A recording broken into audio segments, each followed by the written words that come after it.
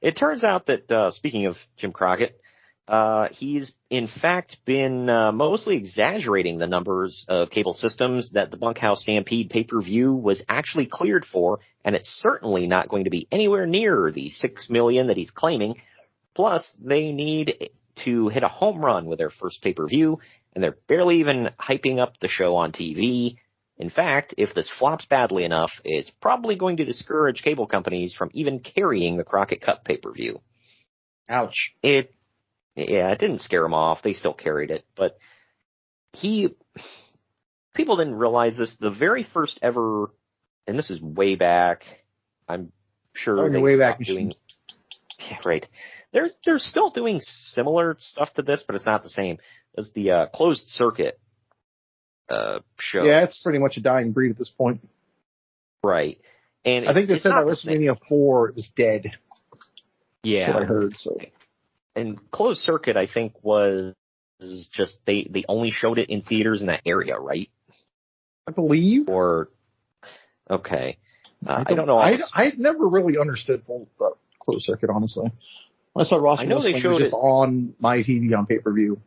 But, well, never my TV. So always someone else bought it. But well, they showed it in theaters, and that's the only way you could go see it. If you couldn't be there live, you couldn't order it at home. So you either had to be there live or go to the theater. And Jim Crockett was actually the very first to do that in wrestling with Starrcade 83. He beat Vince to it. And then Vince started doing it. And then Vince beat him to pay-per-view. So Vince was the big dog in pay-per-view.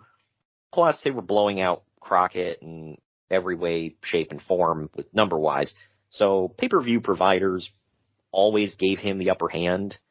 And even when Turner bought the company later on, they still gave Vince more of the benefit of the doubt with things, and they screwed over Turner in a couple instances.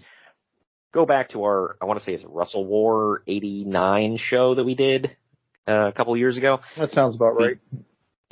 We talked about it in there, how Wrestle War was supposed to actually compete with WrestleMania, and they chickened out at the last minute because of it wasn't even a total Turner call. It was the pay-per-views providers. They were like, nope, we're not going to air you at the same time as WrestleMania. Screw you. So, and looking back on it now, I get it. But right. And we also, another podcast in the archives I did with Jacob Grandi was on Survivor Series 87, the very first ever Survivor Series. And that was made to compete with Starrcade. And Starrcade wasn't a great show in 87, but, that was their tentpole event. It took place on Thanksgiving, and Vince specifically made Survivor Series on pay-per-view to compete with Starrcade. And then he told the pay-per-view providers, if you don't carry Survivor Series and you carry Starrcade, you're not getting WrestleMania.